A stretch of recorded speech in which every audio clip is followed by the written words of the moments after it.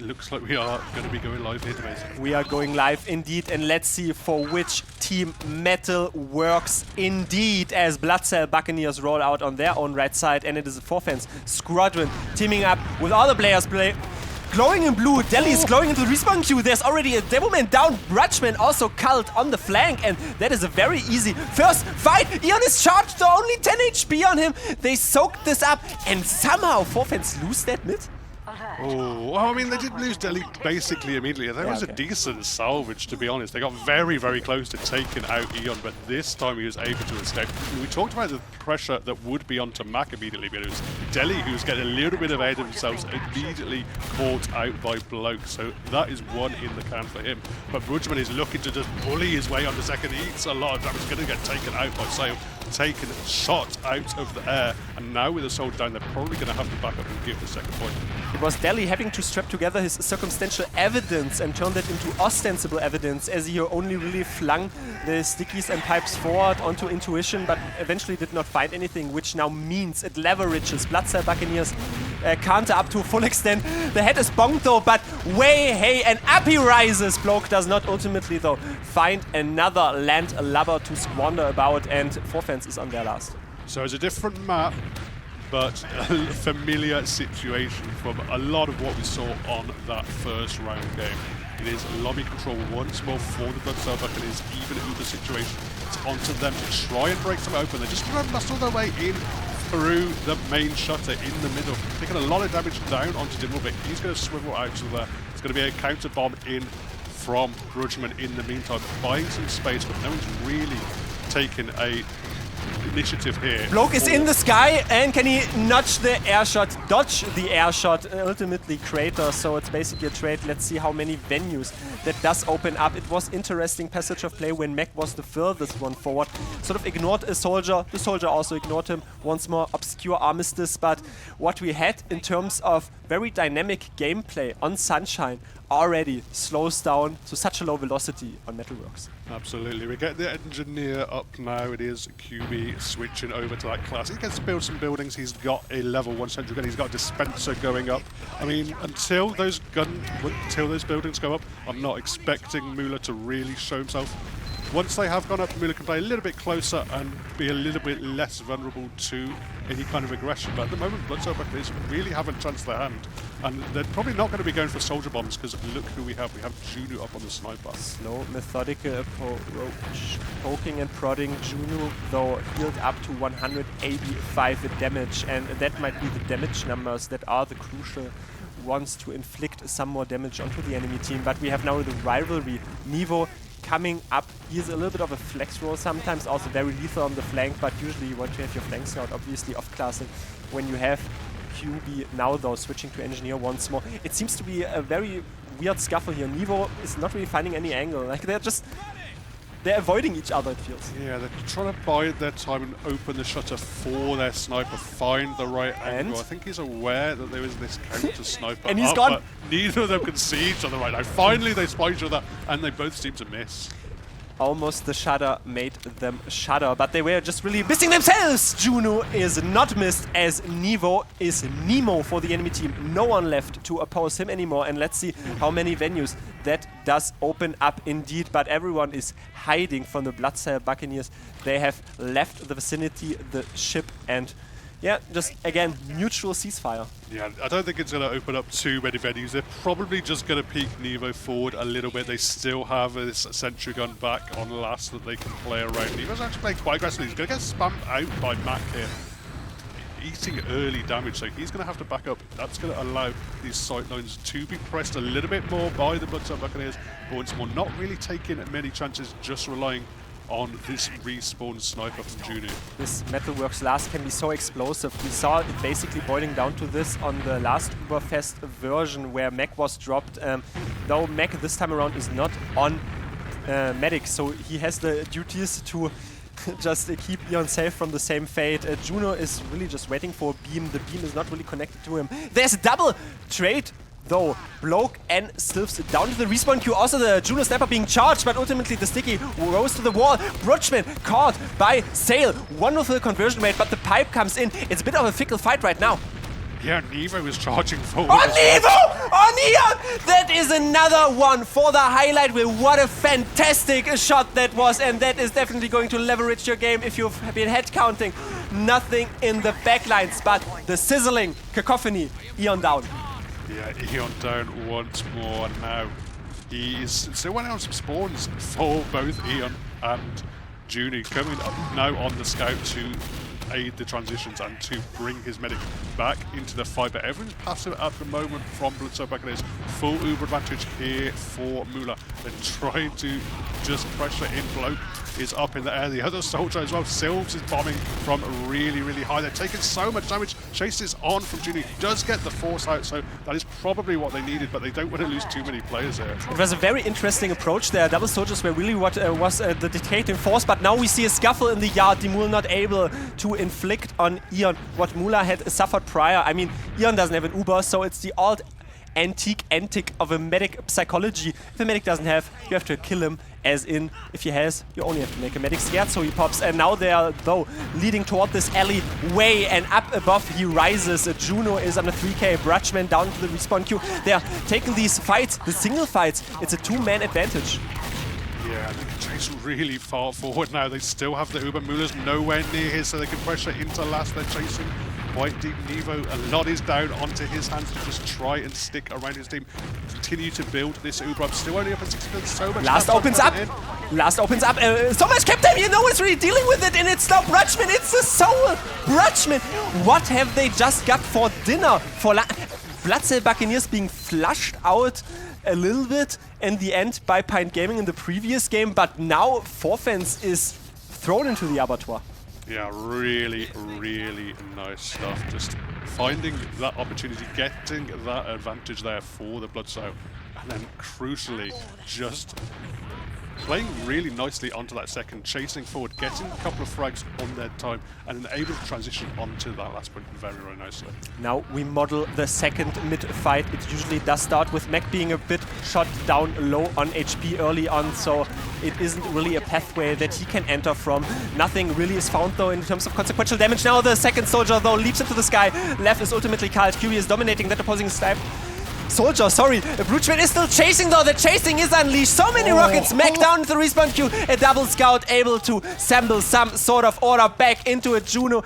Not long for this world, and Forfence coming back. Yeah, Eon is just going to have to scoot out there. Sales bought some time for his team, flanking in from behind, pressuring those players, making them turn their heads so they couldn't get the chase onto Eon. But Eon, it still doesn't have Uber up. He's only up at 80%. They're chasing it into last. They're taking the Uber straight in through the left side, but Eon could just wait in spawn, build this last bit of Uber. Maybe not if there's cap time. It's tickety, ticking down, but now the Uber comes out for the defensive team, and the Bloodsail Buccaneers are glowing with life and enthusiasm, and most importantly, red colors, as Left is already charging forth here in some aggressive manner. But a scout, a hard counter for a reason, not only in, well, also in close quarters, I should say. QB in a 3k, Left not on the field anymore, and Brutchman is also swinging, Left swing, right. They are sort of posturing out anymore. No back hypers either to worry about. QB in a 4k, ultimately called though by a combination of Sail and Slips, and they seem to assemble some sort of order back into it. It's a constant fragging potential. Dimul still in. Yeah, Brutchman is really low as well. He's going to go down, so both soldiers down for the Frenchies. Didn't find any position to go in for Eon to get really aggressive. They've taken it through lower, already in towards mid. Deli, very, very low. He's going to jump himself out of there, and there's just no position whatsoever for the Frenchies. They're going to have to vacate this midpoint. They're going to have to give it up, and you can see Eon with a bit of an advantage here, small advantage, looking to continue this momentum forward. Trying to close up the equidistance, but eating so much damage through this lower area, which means Sail finishes off the Moor and the Uber is forced concurrently. That's a trade you take any day of the week. Also, Brutchman responds in kind on Left, so both soldiers down, at least one of them on each team, and now we have a little bit of a scuffle fight here on the second point. The Uber is still firmly set in Forfence's hands, and I think if they want to charge forward here, they can do something about it. Juno only capping second now. Yeah, they're giving up the cap. They're not really contesting. Now the bombs are coming in. Brutchman is making some space for his team. He's bombing in towards that bridge, just pinning everyone back. They're going to catch Juno as well in the meantime. So with a pick, they can maybe work with something. You can see already the French are on the charge. They're going forward. They're taking control of this valley. They're looking to posture towards this midpoint. What I was criticizing upon Forfence, a little bit of too many options, too many idiosyncratic plays. Players doing one play, the other players doing another play. The problem there was not really threadbare because they just, you know, had a very slow attempt, pushed it forward, still preserve a 100%, now have a second point to feature for the attack, and in the alleyway is where the damage is flung forth. Meg is controlling it more with his glowing stickies. One is already detonated on Delhi, but I think there's another soldier leaping in. Yes, indeed, not really watched from our POV, but Rutschman dominated. Yeah, high bombing from Butchman gets some damage down onto Mac, but even McCubey chasing in quite far in the flood of red players, the flood of pirates around him, was not able to find that frag down onto Mac. He survives that all the way, he gets an arrow. They're now in. A lot of damage down onto Delhi, finding the rockets. Moola's actually juggled out of there as well. He's going to get health back for his troubles. Actually, they've claimed Timur!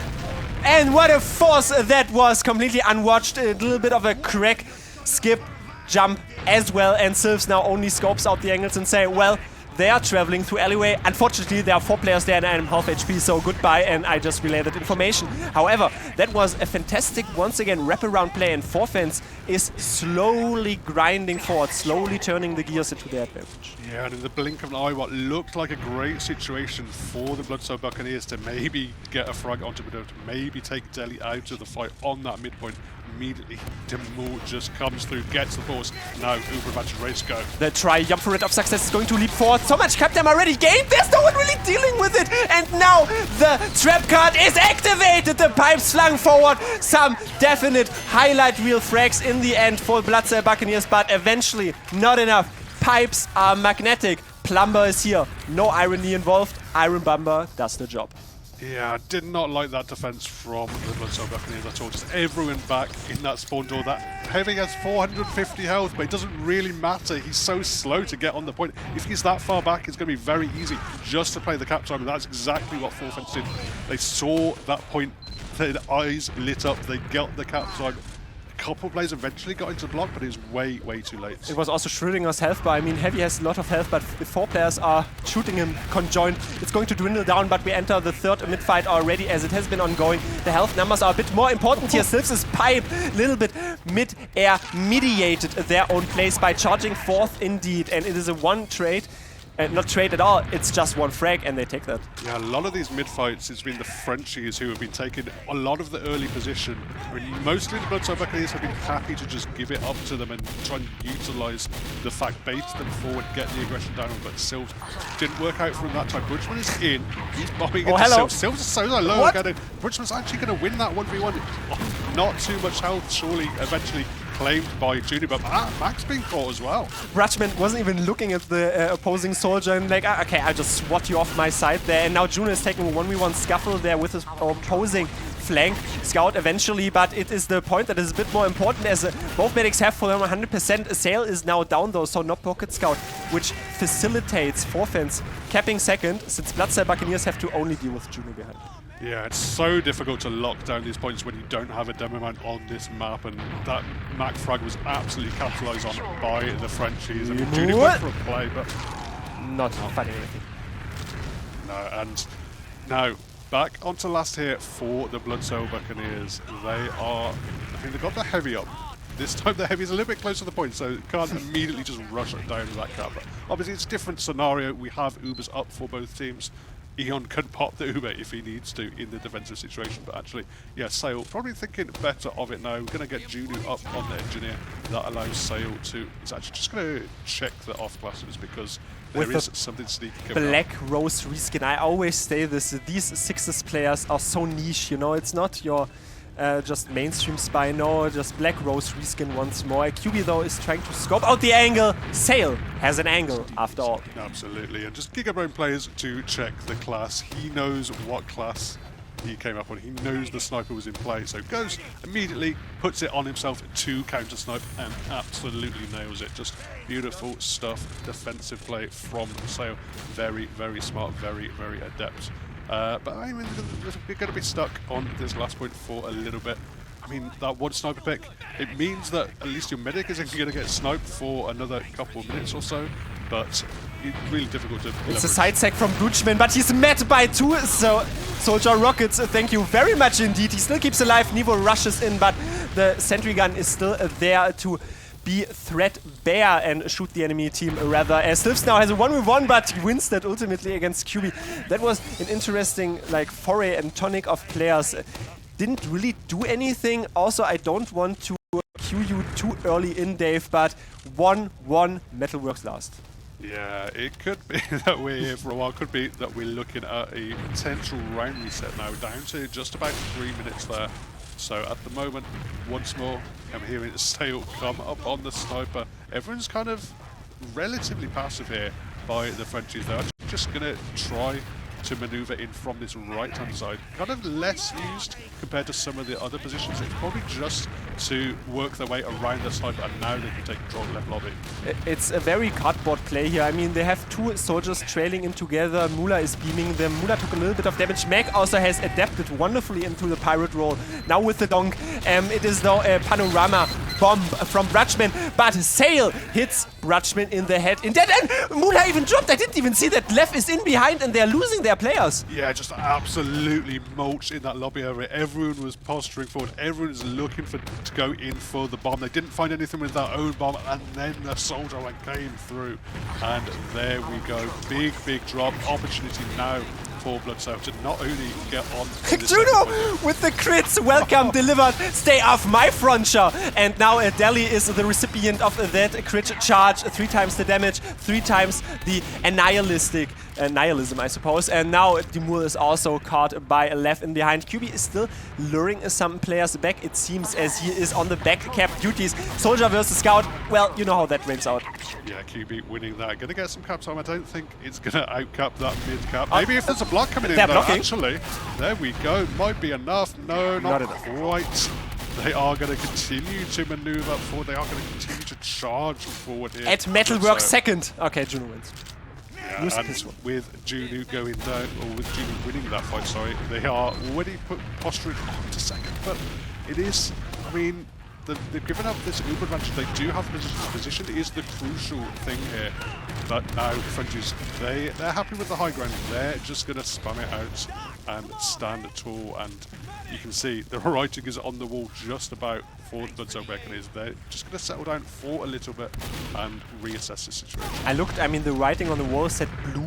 This is where the red team is currently post-shot, but I mean, I take that as a phantasmagorical approach through the alleyway. They were really just flinging projectile damage long range. Slivs has another crack shot go, another college try added, and now the 100 HP on him flings himself out. You can dart forth, most importantly though, can you dart back without losing any more players? It's a slow methodical approach until one player, it is Sail once more, charging forward, initiating this encounter. Yeah, the method is just charge your scout in and go super, super deep and take the trade and force some flashes. And now the post-Uber scenario is seeing chases on the Brutchman, landing on top of the point, getting just about enough to resist. Delhi's under a lot of pressure as well. Pin back on the left side of lobby. He's just trying to lob pipes here every which way. QB is going to clean up blow, but I think with the frags coming through the bridges, it might be enough, but no, maybe not. QB has to get the health back, and actually Delhi's on the chase once more. We see the ultimate approach though here, and some more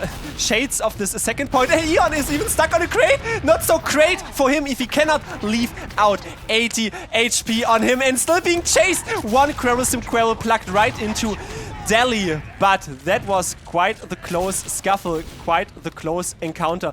What really leveraged their game there on forefence is just, you know, being together and especially having their soldiers high bomb, but that second point could have been either team's victory.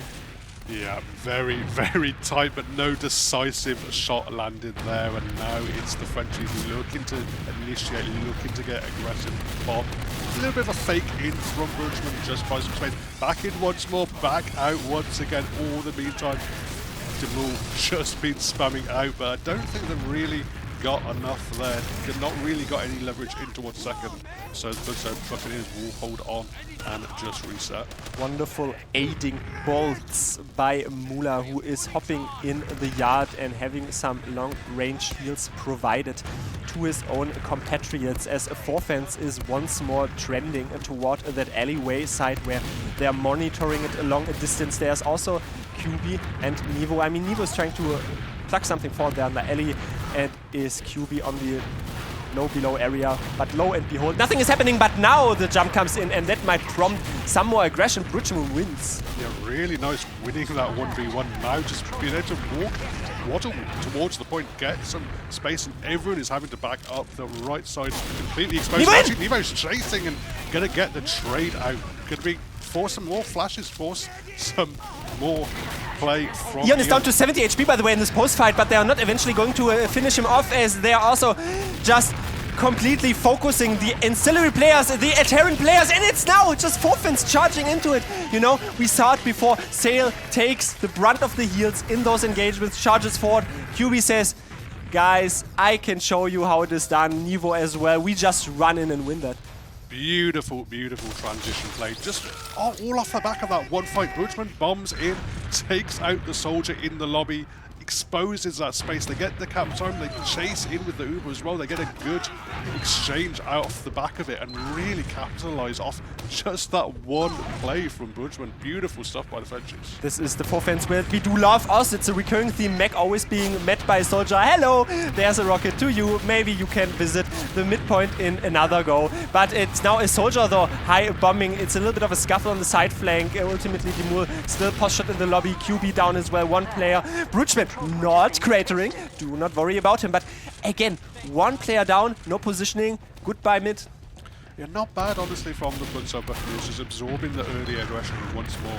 As soon as they're stabilized, as soon as they're ready to go, they just slowly barrel forward, just take it a bit of a grind. But you know, if they're winning the spam trades, they can always take it. Mula now. So much damage. Very, very low. He's having to play very, very passive. Can't get the heals, can't get the arrows out. That's made Demul and Nevo both go low themselves. And look at the space taken by Sail here. I like how we didn't even have Gibbs, so Demul was just, I'm out of this realm of this existence. Just instantly disappears, boom, gone. And Mac is now though dying in this post-fight, and Sail also tries to leap something forward. We said that before, or we didn't really mention it, I think, like Mula tends to be sometimes caught out. This time Bloodsail Buccaneers recognized it and made him play passive. In the end, they do claim that second point. Delhi tries to sticky something forward, but it's a little bit, again, poking and prodding, nothing really happened. Yeah, Mula's still only on about 100 health. Seems he's been really within a shot or two. He has auto regen. Well, yeah, that just as well, because it seems he's been within a shot or two of dying for the last phase of play, and it's just allowed Bloodsail Buccaneers to really make the most of it, take the space available to them. Now, once more, they're stuck in this lobby area. They've seemed to have been in their opponent's lobby for a good half an hour of the last hour of gameplay. So, I mean, once more, it's up to them to go in for some kind of play. We're going to see Bloke go down, and Sylves as well, trying to make something happen. Maybe just a little bit of a fake bomb to turn some eyes, but not happening just yet. Sylves not able to overwhelm any player, didn't find anyone to overarch in the end, and Lev was the one that fell.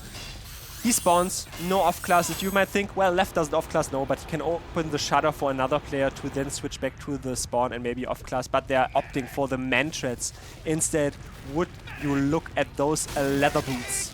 Yeah, Mantreds once more. Very, very nice unlock, I would say, on this point, especially when you're having to deal with this Sentry Gun. Sentry Gun is so powerful in terms of its denial from that soldiers, but not if you've got the fact that there's not been knockback. It's going to take the damage of that Sentry Gun, but particularly as a level 2, it does get increased knockback, but completely countered by the Mantreds. Bloke says, tread very carefully around me as he's already leaping in, and let's see, they're all so far onto Mula. He doesn't pop, he ultimately pops. That was crazy. Mula is probably imploring his players, why are those soldiers in me for 5 to 7 seconds?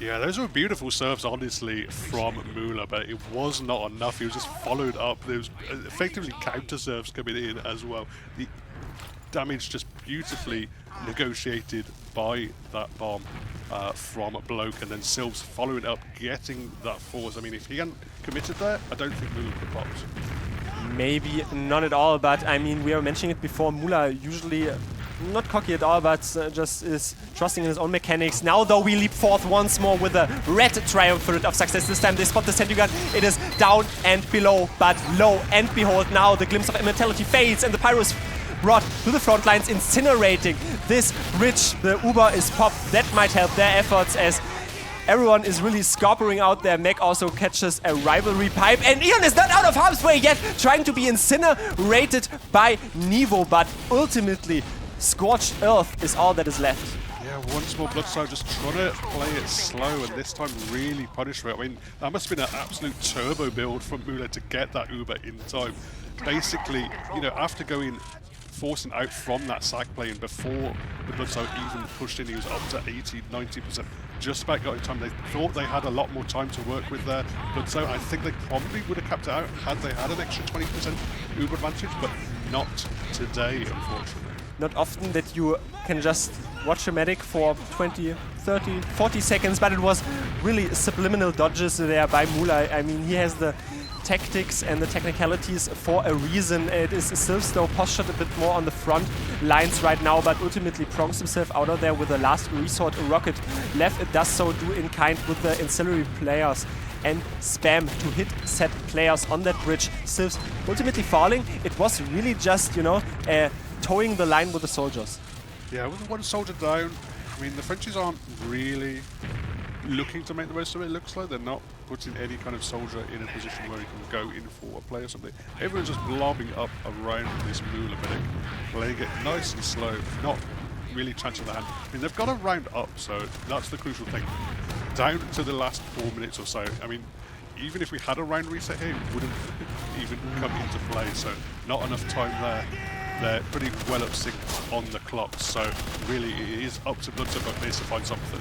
The impressions there on our lower left, that is how the gamer faces to look if you're really excited, I suppose, to just stay on your own Metalwork second and waiting for the mech attack. But mech attack has to make do without a sail, as he has already left into the respawn queue once more. And I'm so immersed, I just realized, okay, it's only 3 minutes left. It is definitely clutch time. Yeah, this is what it comes down to, just a round in it, and as you say, really now up to the Bloodsail Buccaneers to find something, to find some kind of opening, some kind of advantage they can negotiate themselves. So at the moment, the French are just happy to sit back, they're happy to absorb the aggression, they're happy to blob around the medic as long as and that's a force! It takes 2 soldiers in close proximity. That forces Mula, but they have to play their cards right. As you can already see, 2 players down might be an advantage. We are already pressuring here a bit. That is hazardous. The jeopardy might be unleashed. Nevo's already calling where the players are positioned, and that might leave them open to a little bit of a follow-up frag, to a follow-up bomb, but nothing really is found now. The Uber is popped out. They still do not have 2 players on the front lines, and it might fade here in the lower area. Oh, they're chasing really, really deep. They're committing here. Sail and Eon in tow. Scout's with him, but they're just going to be gunned down. It's going to be the French Scouts of QB. And Nevo coming through, winning the 1v1. Eon. Leave ship! Well. So low. Leave ship! No! Oh, the captain goes down last, but apparently he does go down ultimately, and they might have just thrown not even the round there. I mean, you obviously have to trust in the process and not fear the nihilism, as Sylphs feels the nihilism after that one, not even winning against Nevo in a close quarter scenario. But I mean, it's basically one push trying to go coast to coast because 100% in Mula's back. Yeah, and now very, very much advantage of Buccaneers. They just need to probably not drop, not completely have an absolute disaster. There's just over a minute to go, so really don't have to do anything. Just have to not have everything go wrong for them, because they have Uber, they have a chunky advantage. They're already moving into second here. And so passive from the Bloodsail Buccaneers. I think they think it's done. Yeah, but I mean, they're charging behind them. That was intelligent play, I'd say, but the problem is QB is on a 5k and they still have a 25% Uber advantage, and they're popping it even here on the face of Mula and charging forth in some aggressive manner. There's still a back cap in behind. They have to throw some shenanigans up since it's only 50 seconds to go. Probably not enough. QB up to a 6k, wrecking the nerves of the enemy team. The Uber has to be popped responsively as a last resort, but the scouts are already charging onto the last point. Mech is alone against a double scout, essentially. Brutschman is there in the fun. The taunt comes out. 3-1 lead. Those are the marbles that are spilled. Not able for Bloodsail Buccaneers to fire the cannon aggressively forward since not enough time. Yeah, not quite enough. Forfence doing just about what they needed. They knew they could have sit happily on that second point, absorb everything thrown at them. I mean, they got the force out the one time, but it wasn't enough. They didn't get what they needed from that Uber advantage. I think it was very, very smartly played how the Frenchies, they took the space off the flags that they had, and then crucially, they just threw their soldiers in when you could see the Bloodsail Buccaneers were happy to chase, were happy to try to use that Uber onto the combo. Combo just scooted out of there, soldiers were in behind, there was just so much chaos. Bloodsail Buccaneers, they had to chase super, super deep, but it was just really aptly dealt with by the Frenchies. We see relieved French gamers clapping, handshaking, and Muna showing gang signs. But eventually, that is what they have worked for. And I mean, not saying they look down and out, but Bloodsail Buccaneers definitely gave them a run for their money. Don't point at me, my man. But I mean, they are loving the guys and the crowd at home. And not too much yapping here left from us. Maybe we can throw this to the three wonderful gentlemen sitting on Aspire. I hope they do not fall off. I have one thing that doesn't fall off gameplay. It is still energetic. But what do you say about this? The couch. Good game, boys. Good game. Very, very nice. And my God, like I was getting awfully thirsty throughout all of that gameplay. You know, we're all humans here. We have to keep eating. We have to eat, drinking. Fortunately, being esports have got you covered because they've got a bar open, and obviously all the proceeds go to being esports, which in theory proceeds go to Überfest 2025, and thus maybe proceeds go to 2026. So, you know, you want to enjoy a nice drink like, you know, not Steven and Benpl, you know, head on over to the bar, maybe pick up a couple of drinks. Prost, boys. Prost. Prost. Oh. Anyway. Obviously, we're thirsty, but for offense, they were looking hungrier than you know, the Bloodsail Buccaneers in that one, despite winning the first round. What happened, Steven? Yeah, they definitely were looking hungry for that win, as you said. Went down early, we were saying on the couch, washed French players, French downfall Friday, called out in chat, but it was not to be. The French throughout that game, I think they just kind of looked a little more in control at the end. They had some good plays. And overall, I think just played a little bit better. I mean, we saw, I think one of the major things I saw was really, really good trades from the French. Nevo taking some great trades to get that second round, took a great solo, just completely forced the whole Bloodsail Buccaneers combo to leave. And then when Müller did get forced, he took such great care of his medic, getting that force onto the Bloodsail Buccaneers, and they could do nothing with the pincer that the French team had. And I think they just kind of lost answers on the side of Bloodsail. Ben, are we going to find Bloodsail Buccaneers at the bottom of a bottle over at the bar area now, which you could pick up at Being Esports at any time and support the event? It's possible. There are still a lot of games left to play. I believe 4 more for the Bloodsail Buccaneers. We've seen their 2 games so far, and they haven't gone to plan. But at the end of the day, they can still redeem. They've played 2 of, or at least one of the harder teams in theory. 4Fence are coming in as, at least for me, one of the top seeds of the event. I see them taking a long run. And it's been competitive. It's just they've fallen the wrong way on these. And this was, again, these games that are going down to 1 round, it's a game of moments. We're talking about that Nevo pushing to last. There's a great Bruise Run bomb we saw as well, like landing underneath the bridge and just destroying everything. There's so many great moments. And like, it's moments like that win games, especially when they're so close. So I think for Bloodsail Buccaneers, I don't think they need to be too concerned yet. There's been signs there. They've played fairly well for the most part. I just think in a couple of moments, they need some magic. Now, obviously, it's a long day. We've got a long coverage ahead of us. It's all the round robin here. But, you know, it's not just a story of schedule. It's a story of marathons for these gamers. It's a lot of TF2, Stephen. Do you ever get just tired playing TF2? Is that even possible for esports? No, I think absolutely it's so mentally taxing. You are thinking about so much during these games. And as Ben said, it comes down to plays. It comes down to these tiny things. It comes down to seeing those tiny opportunities and really trying to play off those as much as possible. And I think when you do play for so long, you start to get a bit of mental fatigue, start making those mistakes. And I think sometimes you have to take that breather in, reset. And I think that's what the Bloodsail Buccaneers need to do for that round. But we're only 2 rounds in. I'm hoping they're feeling fresh. I'm hoping they didn't stay at the bar too long last night. Yeah, speaking of bar, Ben, obviously we've got our bonk propaganda kind of surging through the elite camp here in Stuttgart. I've heard we're keeping track of things like, you got your ear to the ground. Who do you think's like kind of, what's the drink to be right now? It's weird because last year, Blue Bonk ran away Yeah. with it. Blue Bonk was miles and miles away, the winner in our red versus blue competition. But I don't know. I've heard people tasting the bar last night, excuse me, and I don't know. Maybe it's going to be a bookie's favourite for Red Bonk this time. I've heard the Okay. Red Bonk is really good. Okay. Well, the chart is defying you so far. Oh, it's just going blue. Go blue. Yeah, but who knows? Maybe we can make the difference here. We can all make the difference. I'm I'll Team tell Red you- Bonk. Yeah, we'll all Our head. team blue. I Bonk here. suggest we all head to the bar right now. Go to a little break. We'll come back, and we'll see if we can change that bar. Anyway, cheers. Cheers. Cheers, Twitch. We'll see you soon.